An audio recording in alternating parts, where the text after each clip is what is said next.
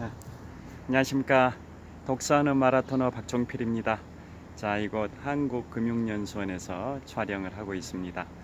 현재 시각은 2023년 3월 27일 월요일 오전 9시 20분 정도 됐습니다. 자, 이곳 한국금융연수원에도 봄꽃의 향연이 펼쳐지고 있습니다. 지금 제가 세종대로 정부 종합청사 방향을 촬영하고 있는데요. 이곳 한국금융연수원은 종로구 삼청동에 있습니다. 1976년에 설립이 됐으니까 47년의 역사를 갖고 있는 한국금융연수원은 은행들이 공동 출자해서 설립한 금융교육사관학교입니다. 그래서 은행 직원들이 이곳에서 교육을 받고 있는데요. 자, 이곳 한국금융연수원은 종로구 삼청동에 있습니다. 청와대 동쪽 지역에 있습니다. 자, 이곳에서 세종대로 정부 서울청사 방향을 촬영을 하고 있습니다. 자, 정부 서울청사 건물이 지금 보고 계시는 방향 전방 약 3km 정도 지점에 보입니다. 그리고 바로 앞에 전방 7m 정도 지점에 벚꽃이 화사하게 피어 있습니다. 그 다음에 이번에는 진달래꽃, 개나리꽃입니다. 샛노랗게 꽃망울을 터뜨린 개나리꽃이 보입니다. 정말 샛노랗게 개나리꽃이 활짝 피었습니다. 그리고 이곳은 한국금융연수원의 후원에 해당이 되는데요. 본관 건물의 뒤쪽에 있는 후원입니다. 자, 한번 전체적으로 후원의 멋진 풍광을 비추고 있습니다. 자, 이곳은 한국금융연수원 본관 건물의 후원입니다. 또 이쪽 방향으로도 쭉 가보겠습니다. 자, 개나리꽃이 활짝 피었습니다. 그리고 다시 세종대로 서울청사 방향인데요. 정부 서울청사 방향 전방 3km 정도 지점에 세종대로 광화문 바로 앞에 정부 서울청사 건물이 보입니다. 그리고 그 남쪽에 바로 외교부 건물도 보입니다. 지금 바로 앞에는 5m 정도 지점에 벚꽃이 있습니다. 벚꽃이 화려하게 피었고요. 또 전방 100m 정도 지점에 삼청동 주민센터 건물도 보이고 저 너머로 청와대 지역입니다. 제가 약간 남서쪽 방향을 촬영하고 있는데요. 청와대 방향을 촬영하고 있습니다. 청와대의 본관 건물에 동쪽에 대통령 관저인 관저가 있고 또 그 동쪽에 기자회견장인 춘추관 건물이 있는데요. 지금 비추고 있는 방향 삼청동 주민센터 바로 너머로 청와대 동쪽 지역인 춘추관이 있습니다.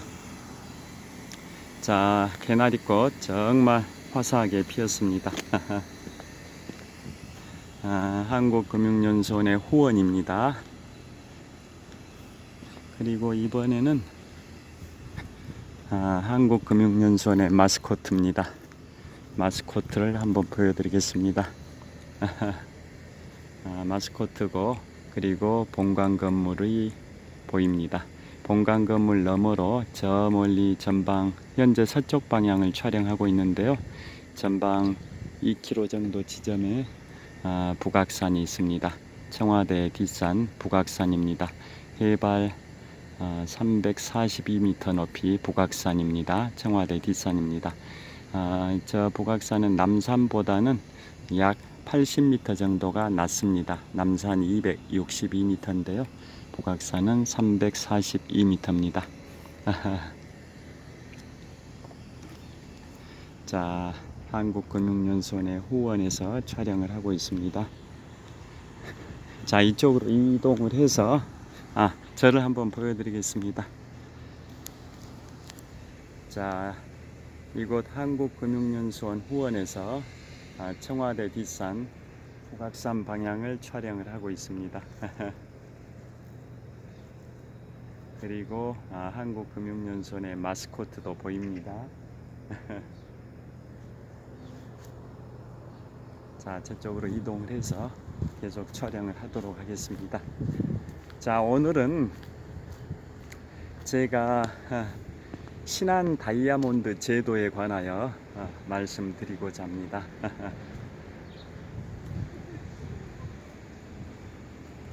자, 벚꽃과 그 다음에 광화문 바로 앞에 있는 정부 서울청사 건물 방향을 배경으로 촬영을 하도록 하겠습니다. 자, 신한 다이아몬드 제도는 전 세계적으로 솔로몬 제도, 마리아나 제도, 여러 섬들이 모여 있는 그러한 형태를 제도라고 하지 않습니까? 모두 제자의 섬도자 제도. 섬들이 수많은 섬들이 모여 있을 때 그걸 솔로몬 제도라고 표현을 하듯이 신한 다이아몬드 제도도 신안군에 있는 그 수많은 섬들이 다이아몬드 모양의 대형을 이루고 있다 해서 신한 다이아몬드 제도라고 칭하고 있습니다. 자, 전 세계적으로 섬이 가장 많은 국가가 1위가 인도네시아 한 13,000개 정도 섬으로 구성이 되어 있고요. 두 번째로 섬이 많은 나라가 필리핀이 한 7, 8,000개 섬으로 구성이 되어 있고요. 세 번째가 일본, 네 번째가 우리 대한민국이라고 합니다. 그래서 우리나라 대한민국에는 섬이 약 3,300개 정도로 구성이 되어 있고 그 중에 3분의 2는 우리나라 17개 광역자치단체 중에서 전라남도에 우리나라 전체 섬의 3분의 2 정도가 있으니까 전체 섬 3,300개 정도 중에 약 2,000여 개가 전라남도에 있습니다. 그리고 그 중에 절반이 우리나라 300개 가까운 기초자치단체 중에 전라남도 신안군에 섬이 1,004개가 있습니다. 1,004개. 그래서 전라남도 신안군을 천사의 군이라고 표현을 합니다. 신안군, 무안군, 장흥군, 고흥군, 진도군, 완도군 이런 다양한 기초자치단체가 있는데요. 300개 가까운 기초자치단체 중에 전라남도 신안군에 우리나라 전체 섬의 3분의 1 정도에 해당이 되는 1,004개의 섬이 있습니다. 그래서 하늘에 천사할 때 그 천사하고 숫자가 일치하는데요. 그래서 전라남도 신안군의 캐치프레이즈는 천사의 섬 신안군이라고 칭하고 있습니다. 그래서 신안군의 한 1,004개 섬 중에 사람이 살고 있는 유인도는 한 8, 90개 정도 되고요. 나머지 900여 개는 사람이 살지 않는 무인도입니다. 그런데 그 사람이 살고 있는 유인도 한 8, 90개 정도 중에 주요 섬이 있습니다. 그래서 전라남도 신안군의 4대 주요 섬 하면 비금도, 도초도, 하의도, 장산도 그리고 또 추가를 하면 암태도, 자은도, 안좌도, 팔금도 이런 섬들이 신안군의 주요 섬이라고 칭해지는데요. 또 증도, 임자도 이런 섬도 있습니다. 증도는 아시아 최초로 슬로우시티로 지정된 섬입니다. 그래서 아시아 최초의 슬로우시티로 지정된 섬이 신안군 증도와 거기 엘도라도라는 리조트도 있습니다. 신안군 증도, 그 다음에 완도의 청산도, 그 다음에 전남 장흥의 유치지구, 그 다음에 전남 담양의 또 그 지구가 있습니다. 그래서 그 4개의 지역이 아시아 최초의 슬로우시티로 지정이 됐는데요. 그 중에 하나가 신안군 증도 면입니다. 그곳에 엘도라도가 바로 보물섬이라는 뜻이지 않습니까? 그래서 중국의 3대 수도 하면은 경제 수도 상하이, 정치 수도 베이징, 문화 수도 시안이라고 하지 않습니까? 삼성전자도 중국 시안에 엄청난 반도체 공장을 건설해서 운용 중인데요. 그 시안에 병마용갱이라고 아실 겁니다. 진시황릉도 있고 병마용갱도 있는데요. 그 병마용갱이 1975년에 한 농부가 우물을 파다가 병마용갱을 발견해 가지고 수천 년의 비밀이 베일에 쌓였던 비밀이 만천하에 공개된 게 바로 중국 진시 황제 시절의 병마용갱이 1975년 한 농부가 우물을 파다 발견한 겁니다. 그렇듯이 신안군 증도, 아시아 최초의 슬로우시티 네 군데 중에 하나에 해당되는 신안군 증도에는 신안해저 유물이라고 아실 겁니다. 신안해저 유물, 거기에서 송나라 시대 때 무역을 하던 배가 신안 증도 앞바다를 통과하다가 침몰이 됐었습니다. 그래서 수많은 유물들이 해저에 다 가라앉게 됐었는데요. 그것을 1976년에 한 어부가 그물을 걷어 올리다가 그 해저 유물 몇 개를 발견해서 발굴을 하기 시작을 했습니다. 그래서 엄청난 양의 중국 송나라 시절의 유물들이, 우리나라는 고려 시대죠. 유물을 발굴을 했었는데요. 그 유물의 일부는 전남 목포의 신안해저 유물 전시관에 보관 중이고, 또 일부는 국립중앙박물관에 전시 중이라고 합니다. 여하튼 1975년에는 중국의 한 어부가 병마용갱을 발견했고 그 이듬해인 1976년에는 신안의 증도의 한 어부가 신안해저 유물을 발견을 하게 됐습니다. 중국과 한국 각각 농부와 어부의 그런 유물 발굴의 기여도가 굉장히 높은 것 같습니다. 여하튼 그 신안군의 그 증도는 서울에서도 차를 타고 증도 엘도라도까지 갈 수 있습니다. 그 섬에 연결되는 다리가 있어서 그 다리를 차를 타고 건너서 갈 수 있기 때문에 배를 안 타도 된다, 이런 뜻입니다. 그래서 거기에 신안해저 유물이 발견됐던 그 지역이라 해서 보물섬을 엘도라도라고 칭하지 않습니까? 그래서 증도를 엘도라도라고 칭하기도 하고, 거기에 별장형 리조트를 엘도라도 리조트라고 칭하고 있습니다. 자, 그래서 신안군의 주요 섬 중에 이제 증도를 말씀드렸고요. 그 다음에 지금부터 이제 본격적으로 다이아몬드 제도에 관하여 말씀드리겠습니다. 다이아몬드 제도는 신안군의 그 많은 섬들이 주요 섬이 다이아몬드 대형을 이루면서 배치가 되어 있습니다. 그래서 동쪽 축과 다이아몬드 아시죠? 제가 공군 학사장교 출신인데요. 공군 학사장교 이렇게 공군 소위가 되면 다이아몬드 계급장을 달지 않습니까? 그 다이아몬드 연상해 보시면 되겠습니다. 그래서 그 다이아몬드 그 대형 중에 동쪽 축을 형성하는 게 신안군 암태도, 자은도, 팔금도, 안좌도입니다. 그리고 서쪽 축을 형성하는 게 바로 도초도, 비금도, 하의도, 장산도라고 보시면 되겠습니다. 그래서 다이아몬드 형태 그 대형 중에 동쪽 축인 암태도, 자은도, 팔금도, 안좌도, 그리고 서쪽 축인 비금도, 도초도, 하의도, 장산도, 이 각각 4개씩 섬입니다.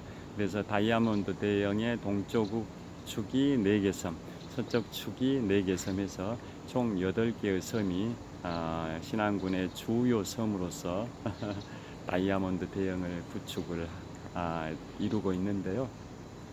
그 중에서도 천사대교라는 게 있습니다. 천사대교는 우리나라 영종도와 인천 지역을 연결하는 영종대교, 인천대교, 또 충남 당진과 경기도 평택을 연결하는 서해대교, 이런 해상 다리들이 있는데요.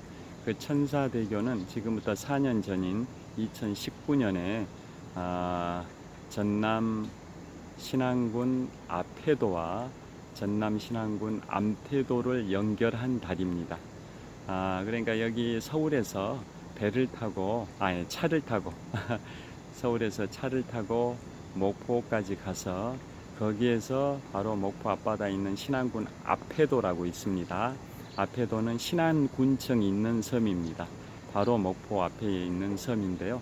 그 목포시와 신안군 아패도를 연결하는 다리는 한 3, 40년 전에 이미 건설이 되어 있었습니다. 그러니까 서울에서 차를 타고 목포를 거쳐서 목포와 아패도를 연결하는 다리를 건너서 아패도까지, 신안군청 소재지인 전남 신안군 아패도까지는 예전부터 차를 타고 갈 수 있었습니다. 그런데 그 아패도에서 또 암태도까지는 다리가 연결이 안 돼 있었다 보니까 아패도에서 암태도까지는 배를 이용을 했었습니다. 그런데 지금부터 4년 전인 2019년도에 그 아패도와 암태도 사이에 천사대교를 개통을 했습니다. 신안군이 천사개의 섬으로 구성이 되어 있어서 신안군을 천사의 군이라고 말씀을 드렸는데요. 그래서 그 다리의 명칭이 천사대교입니다. 그래서 아패도와 암태도를 연결하는 연도교, 섬끼리 연결한다 해서 연결 연자, 섬도자 다리교에서 연도교라고 합니다. 그래서 아패도와 암태도를 연결하는 연도교 천사대교가 지금부터 4년 전인 2019년에 개통이 됐는데요. 그 길이는 7.2km입니다. 그리고 공사비가 5,800억이 투입이 됐습니다. 그리고 우리나라 해상 교량 중에는 네 번째로 긴 다리 기록을 갖고 있습니다. 자, 그게 바로 4년 전인 2019년에 아패도와 암태도를 연결한 천사대교인데요. 그러면 지금은 2019년 이후 천사대교 개통 이후에는 서울에서 차를 가지고 목포까지 가고, 거기에서 아패도까지는 과거부터 이제 다리가 있었기 때문에 아패도까지 차로 계속 이동을 할 수 있고, 또 거기 아패도에서 천사대교를 통해서 암태도까지도 차로 계속, 배를 이용하지 않고 차로 계속 이동을 할 수가 있습니다. 그래서 결론적으로는 현재는 서울에서 암태도까지는 승용차로 계속 이동을 할 수 있는데요. 그럼 그 암태도가 어떤 곳이냐, 그걸 말씀드리겠습니다. 우리나라 천정배 의원이 계십니다. 천정배 의원이 15대부터 20대까지 6선 의원을 지내신 분인데요. 목포의 3대 천재 중에 한 분입니다. 그분이 태어나신 곳이 바로 암태도입니다. 그 암태도 천정배 의원은 6선 의원을 하셨을 뿐만 아니라 1954년생으로서 1972년에 만 18세 때 서울법대에 들어가실 때 그 당시에 연합고사 전국 수석을 하신 분입니다. 그래서 목포의 3대 천재 김지하 씨와 조훈현 씨와 함께 목포의 3대 천재라고 칭해지는 천정배 전 6선 의원, 그리고 참여정부 시절에는 법무장관까지 하신 분인데요.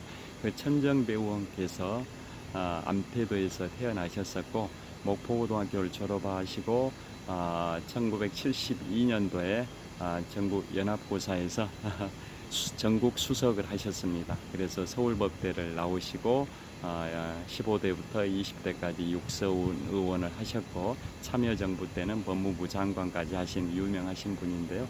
그분이 바로 천정배 전 국회의원이십니다. 그분이 태어나신 곳이 바로 암태도입니다. 그러니까 그분이 태어나신 암태도까지는 4년 전부터는 서울에서 차를 가지고 도착을 할 수가 있었습니다. 그리고 그 암태도 바로 남북으로 뻗어 있는 섬들이 암태도 북쪽에는 자은도라는 섬이 있고요. 또 암태도 남쪽에는 안자도와 팔금도라는 섬이 있습니다. 그러한 섬들끼리는 즉 다이아몬드 제도의 신안 다이아몬드 제도의 동쪽 축을 이룬 자은도, 암태도, 팔금도, 안자도 이 섬들은 그 전부터 가까운 섬이었기 때문에 서로 이미 다리가 연결이 되어 있었습니다. 바로 인접섬들끼리는 섬끼리 연결한 것을 연도교라고 표현한다고 말씀드렸는데요. 그 네 개의 섬, 신안 다이아몬드 제도의 동쪽 축인 그 네 개의 섬, 자은도, 암태도, 안좌도, 팔금도는 과거부터 다리가 다 연결이 되어 있어서 결론적으로는 서울에서 4년 전부터는 서울에서 암태도뿐만 아니라 북쪽에 있는 자은도, 남쪽에 있는 안좌도, 팔금도까지도 차량으로 계속 접근할 수가 있습니다. 그에 반해서 그곳에서 신안 다이아몬드 제도의 서쪽 축에 해당되는 비금도, 도초도, 하의도, 장산도까지는 차로 접근할 수가 없는 상황입니다. 현재로서는. 그런데 드디어 그 신안 다이아몬드 제도의 서쪽 축인 비금도, 도초도, 하의도, 장산도 그곳까지 접근할 수 있는 이제 계기가 마련이 됐습니다. 현재는 아직은 실현은 안 됐습니다만은 그 동쪽 축에 해당되는 암태도부터 서쪽 축의 중심인 비금도까지 다리를 착공을 했습니다. 착공을 해서 그 프로젝트가 공사 기간은 한 8년 정도 됩니다. 그리고 공사비는 4천억입니다. 4천억. 그러니까 동쪽 축에 해당되는 그 암태도까지 연결하는 천사대교는 공사비가 5,800억, 다리 길이는 7.2km라고 말씀드렸는데요. 그에 반해서 서쪽 축의 중심인 비금도와 동쪽 축의 중심인 암태도 간에 연결하는 그 다리가 최근에 공사가 착공이 돼서 공사기간 8년의 기간을 거쳐서 2030년에는 12.4km의 해상 교량이 완공이 됩니다. 공사비가 4천억입니다. 그래서 그 다리가 2030년에 완공이 되면 암태도와 비금도 간의 10.4km 해상이 다리로 연결이 됩니다. 그래서 그러면 이제 신안 다이아몬드 제도의 서쪽 축에도 우리 서울에서 차량으로도 접근할 수가 있다, 이런 취지입니다. 배를 이용하지 않고도. 왜냐하면 비금도와 바로 남서쪽에 있는 도초도 간에는 서남문대교라고 이미 한 20여 년 전에 섬끼리 다리 공사가 이미 되어 있습니다. 그 서남문대교는 뭐냐면 목포에서 흑산 홍도라는 그 관광지구까지 쾌속선이 가는데요. 그 쾌속선의 경유지가 바로 서남문대교 바로 밑에 있는 비금도의 강청두라는 선착장입니다. 목포에서 흑산 홍도까지 쾌속선으로 3시간 정도 걸리는데요. 그 중간에 목포에서 한 1시간 정도만 가면 비금도와 도초도 사이 서남문대교 바로 밑에 비금도의 강청두 항구에 경유를 합니다. 그래서 비금도와 도초도는 이미 다리로 연결이 되어 있었고요. 그 다음에 머지않은 시기에 도초도와 하의도, 또 하의도와 장산도 사이도 다리가 곧 연결이 된 것 같기도 하고 거기는 확실치는 않은데요. 하여튼 가까운 섬끼리 이미 연결된 곳도 있고 곧 연결될 예정인 곳도 있는 것 같습니다. 그래서 핵심은 지금 신안 다이아몬드 제도의 동쪽 축의 중심인 암태도까지는 4년 전부터 차로 다 접근이 됐었고, 그리고 그 암태도와 서쪽 축의 중심인 비금도 간의 그 다리 공사는 이 착공이 돼서 앞으로 7년 후인 2030년에는 이제 암태도와 비금도도 교량으로 해상 교량으로 연결이 되니까 결론적으로 2030년이 되면 서울에서 차를 타고 비금도까지 접근할 수가 있을 것 같은데요. 그럼 그 비금도 관련해서 이제 소개를 해드리면 바둑천재 이세돌, 바둑천재 이세돌의 고향이 바로 이세돌 구단의 고향이 비금도입니다. 그리고 저의 고향이기도 합니다. 제가 초등학교 5학년 겨울방학 5학년 겨울방학 때까지 신안군 비금도 대광초등학교를 다니다가 1980년 1월 1일에 전남 목포시로 이사를 와서 목포에서 초중고등학교를 졸업하고 서울에서 대학을 졸업을 했는데요. 그곳 비금도가 바둑천재 지금부터 한 10년쯤 전인데요.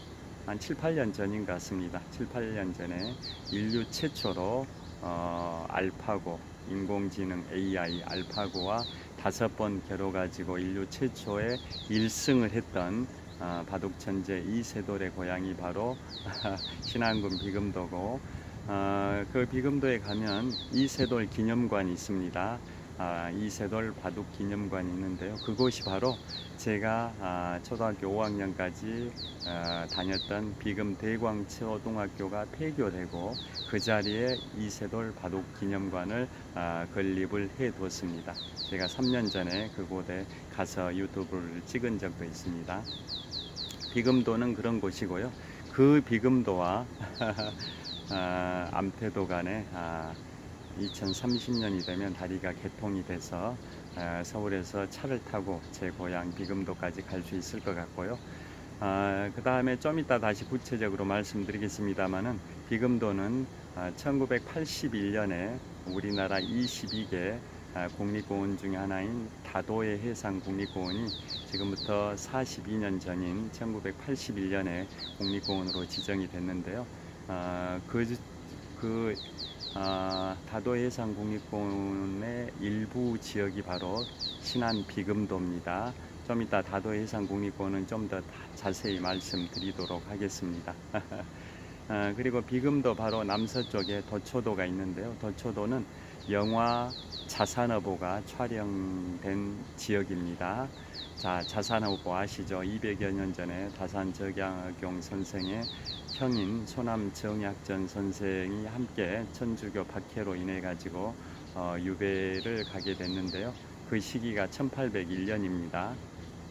지금부터 222년 전입니다. 222년 전인 1801년에 다산 정약용 선생과 그의 형인 소남 정약전 선생이 유배를 가게 되는데 다산 정약용 선생은 전남 강진으로 유배를 가시고 소남 정약전 선생은 전남 신안군 흑산도로 유배를 가셔서 다산 정약용 선생은 유배 기간 18년 동안 500권 정도의 책을 집필을 하셔가지고 정말 엄청난 다작 작가로 유명하시고 실용주의 실학자의 최고봉을 이루시는 분인데요. 그분이 다산 정약용 선생이고 그의 형인 정약전 선생은 신안군 흑산도에 가셔서 어류 종합 백화사전격인 사산어보를 완성을 하셔서 유명하시는데요. 그걸 소재로 한 영화가 자산어보입니다. 그래서 그 자산어보 영화는 주인공 정약전 역할은 설경구 씨가 했고 그 마을의 청년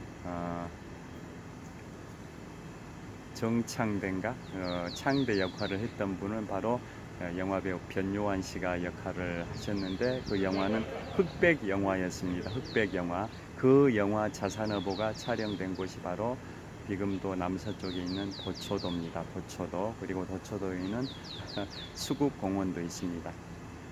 그 다음에 그 도초도나 비금도나 다도해 해상 국립공원 중에 일부에 해당이 됩니다. 좀 이따 다도해 해상 국립공원은 좀 더 자세히 말씀드리겠습니다. 그 다음에 그 밑으로 있는 그 남쪽으로 비금도 도초도 남쪽으로 있는 섬이 바로 하의도가 있습니다. 하의도는 뭘로 유명할까요? 자, 우리나라 요즘 한일 외교 관련해서 계속 정치권의 갑론을박이 있는데요. 그래서 김대중 대통령과 일본의 오부치 간의 김대중 오부치 선언이 다시 한번 재조명을 받고 있는데요. 김대중 대통령 정말 정치보복을 하지 않은 대통령으로서 역사적 평가를 받고 계신 분이죠. 김대중 대통령께서 태어나신 곳이 바로 하의도입니다. 하의도의 후광리에서 태어나셨는데요. 윤석열 대통령께서도 대권 도전을 선언하시고 선거운동 하시던 그 시기에 김대중 전 대통령의 생가가 있는 전남 신안군 하의도라는 섬을 방문하시기도 하셨습니다. 그래서 그 하의도도 비금도, 도초도, 장산도와 함께 신안 다이아몬드 제도의 서쪽 축을 형성을 하고 있습니다. 그 다음에 그 밑에 있는 섬이 바로 또 장산도입니다. 신안 다이아몬드 제도 4개 섬, 비금도, 도초도, 하의도, 장산도인데요. 그 장산도가 그럼 어떤 곳이냐, 그걸 설명을 또 드리겠습니다. 자, 오늘 현재 시각이 2023년 3월 27일 월요일 오전 9시 한 50분 정도 됐을 것 같은데요. 어제, 그러니까 3월 26일 날, 3월 26일 어제는 안중근 의사 서거 113주년이었습니다. 안중근 의사께서 1909년 10월 26일 만주 하얼빈에서 일본의 이토 히로부미 2등 방문을 저격하시고 정확하게 5개월 후인 1910년 3월 26일에 위순 감옥에서 순국하셨는데요. 그로부터 113년이 된 시점이 바로 어제였습니다. 그래서 어제가 안중근 의사 순국 113주기였다고 뉴스에 나왔는데요. 어제 또 KBS에 어떤 내용이 나왔냐면 장하준 교수가 소개가 됐습니다. 장하준 교수가 바로 장산도란 섬과 관련이 있어서 이제 소개를 해드리려고 합니다. 자, 장하준 교수께서는 어떤 걸로 유명하냐면, 자, 장하준 교수 다 뭐 아실 겁니다. 지금 원희룡 국토교통부 장관께서 1964년생이시고 제주도에 있는 제주 제1고를 나오시고 서울법대를 나오셨는데요. 원희룡 국토교통부 장관, 그분은 1964년생으로서 1982년에 제주 제1고를 졸업하시고 서울법대를 입학하실 때 우리나라 제1회 학력고사 전국 수석이라는 거 아실 겁니다. 우리나라 제1회 학력고사 1982학년도 우리나라 제1회 학력고사 전국 수석을 하신 분이 원희룡 국토교통부 장관이신데요. 그분은 학력고사 전국 수석을 하셨을 뿐만 아니라 서울법대 수석 입학을 하셨고 사법시험도 수석 합격을 하신 분입니다. 수석 합격을, 그 정도로 이제 제주도가 낳은 천재이신 것 같은데요. 그분이 제1회 학력고사에 수석을 하실 때, 그러니까 82학번이신 거죠. 82년도 제1회 학력고사에 수석을 하셨으니까 82학번이신데요. 그때 수석하실 때 차석을 하신 분이 바로 누구냐? 서울 한성고를 나오시고 서울대 경제학과를 가신 바로 장하준 교수이십니다. 장하준 교수, 원희룡 장관께서 학력고사 수석을 하시던 82년도에 장하준 교수께서 차석을 하셨다고 합니다. 그래서 장하준 교수 다 아실 겁니다. 1982년에 서울대 경제학과에 입학하시고 86년에 졸업하시면서 서울대 경제학 학사가 되시고 그로부터 5년 후에 한국인 최초로 영국 캠브리지대 경제학 박사가 되신 분입니다. 그러니까 석사와 박사를 취득하시는데 딱 5년이 소요되신 겁니다. 86년에 서울대 경제학과 졸업하실 때 경제학 학사였는데 그로부터 5년 후인 1991년에는 영국 캠브리지대 경제학 박사가 되신 분이고, 그분의 유명한 저서가 바로 다 잘 아시겠지만은 사다리 걷어차기, 나쁜 사마리아인들, 그들이 말하지 않는 23가지. 그러니까 장하준 교수의 3대 저서입니다. 다시 말씀드리면 사다리 걷어차기, 나쁜 사마리아인들, 그들이 말하지 않는 23가지. 이 세 가지가 세 가지 저서가 장하준 교수의 3대 저서이신데요. 그분이 이번에 10년 만에 신작을 출간하셨죠. 그 제목이 장하준의 경제학 레시피입니다. 장하준의 경제학 레시피. 그래서 10년 만에 신간을 출간하셨다 해가지고 또 우리나라에 일시 좀 방문을 하셨습니다. 그래서 어제 9시 뉴스 데스크에 거기에 나오셨습니다. 그래서 한 10분 정도 TV에 생방송인지 아니면 녹화인지는 모르겠는데 어제 TV에 이제 앵커와 장하준 교수가 서로 마주 보면서 경제 상황에 관해서 10분 정도 이 얘기를 나눈 게 보도가 됐습니다. 그래서 10년 만에 신간을 발표를 한 게 바로 장하준의 경제학 레시피인데요. 경제학 하면은 딱딱하게 생각하기 쉽다 보니까 요리법인 레시피를 얘기를 하면서 또 추가적으로 경제학을 이제 얘기하는 그런 컨셉으로 책을 출간하셨다고 합니다. 그래서 그 장하준 교수는 앵커가 그렇게 소개를 했었습니다.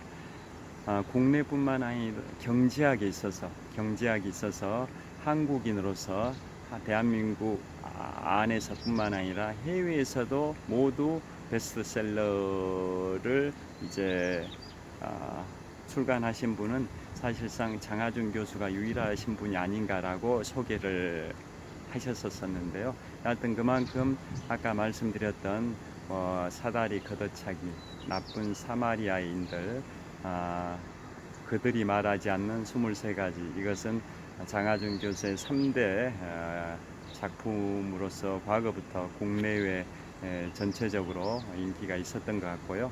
10년 만에 이번에 장하준의 경제학 레시피라는 책을 출간하셔서 어제 KBS 9시 뉴스에 이제 소개가 되기도 했었습니다.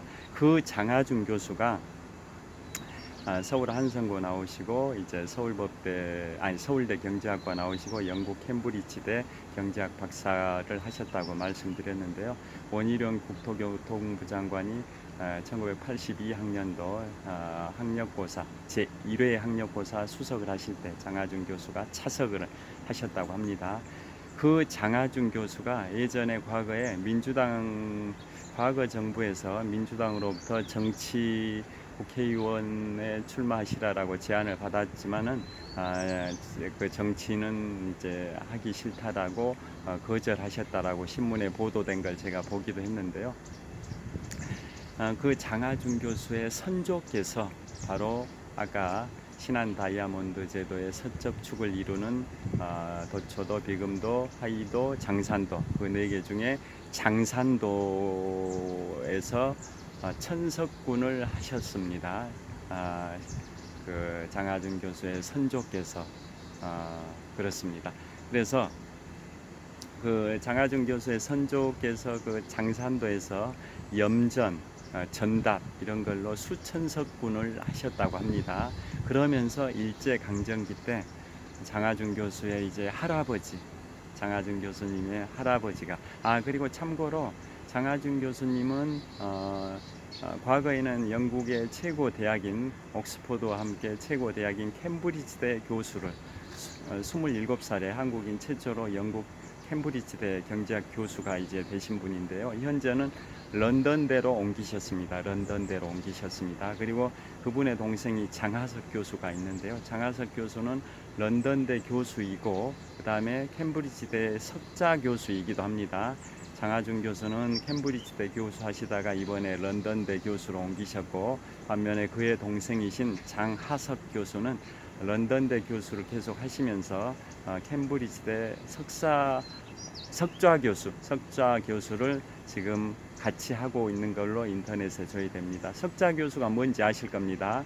연구 기금으로 교수를 이제 채용해 가지고 교수 활동을 하게 하는 게 바로 석좌 교수 제도지 않습니까? 그래서 장하석 교수는 런던대 교수이자 캠브리지대 교수, 캠브리지대 석좌 교수라고 합니다. 참고로 그 장하석 교수는 스탠포드대를 나오신 분이죠. 미국 실리콘밸리의 스탠포드대를 나왔습니다. 그런 식으로 여하튼 장하준 교수와 그의 동생 장하석 교수가 그렇게 유명하신 분인데요. 그 장하준 교수의 바로 선조께서 그러게 이제 일제강점기 때 독립운동을 하셨는데 그 바로 할아버지 장하준 교수의 할아버지가 장병상 씨입니다. 장병상 씨께서 일제강점기 때 장산도 뭐 이런 지역, 그 다음에 광주 이쪽 지역에서 독립운동을 하신 분입니다. 그래서 장하준 교수의 선조들은 계속 장산도에서 그러게 일제강점기 초반까지는 구한말 및 일제강점기 초반에 장산도에서 수천석군의 그 부호였던 거죠. 전답, 염전 이런 걸로 해가지고. 그런데 일제강점기 한일 합방 5년이 된 1915년에 자녀들의 교육을 위해서 지금의 광주광역시로 이주를 했다고 합니다. 그래서 이주가 된 다음에, 그러니까 할아버지 시절에 독립운동을 하셨던 할아버지 장병상 씨 시절에 1915년에 광주광역시로 이주를 한 겁니다. 신안군 장산도에서 지금의 광주광역시로 이주를 하신 게 일제강점기가 시작되고 5년 정도 지난 1915년에 이주를 하셨고, 그 이후에 이제 장병상 씨의 그 자녀들이 이제 주로 광주에서 공부를 많이 하셨었던 것 같고요. 그 장병상 씨의 네 아들이 전부 다 서울대를 갔습니다. 장병상 씨의 네 아들, 즉 장하준 교수의 아버지인 장제식 전 산자부 장관을 포함해서 네 아들이 있었는데요. 그 장병상 씨의 네 아들은 다 서울대를 갔고 또 전부 다 6.25 한국전쟁의 학도병으로 자원 입대를 했습니다. 자원 입대, 강제 입대가 아니라 자원 입대를 했습니다. 그 정도로 거기 장하준 교수의 할아버지 또 아버지 세대들은 다 애국자 집안이라고 합니다. 그러니까 장하준 교수의 그 아버지가 장제식 전 산자부 장관인데요. 김대중 대통령 정부 시절에 DJ 정부 때 산업자원부 장관을 하셨던 분이 장제식 전 산자부 장관이고 삼선 의원을 지내셨습니다. 그분이 1935년생입니다. 1935년생이니까 6.25 한국전쟁 당시에는 만 15세였었는데요. 16살의 나이로 장하준 교수의 아버지인 장제식 전 산자부 장관이 6.25 한국전쟁의 학도병으로 자원 입대를 했고, 또 그의 형들도 다 6.25 한국전쟁에 자원 입대를 했습니다. 아까 말씀드린 것처럼 사형제가 다 서울대를 나왔는데 전부 다 공통적으로 아버지의 권유에 의해서, 그러니까 장하준 교수의 할아버지인 장병상 씨의 권유에 따라서 그 장하준 교수의 아버지 세대 사형제가 전부 다 학도병으로 자원 입대를 하실 정도로 애국자, 6.25 한국전쟁의 학도병으로 입대하실 정도로 애국자 집안이라고 합니다. 그래서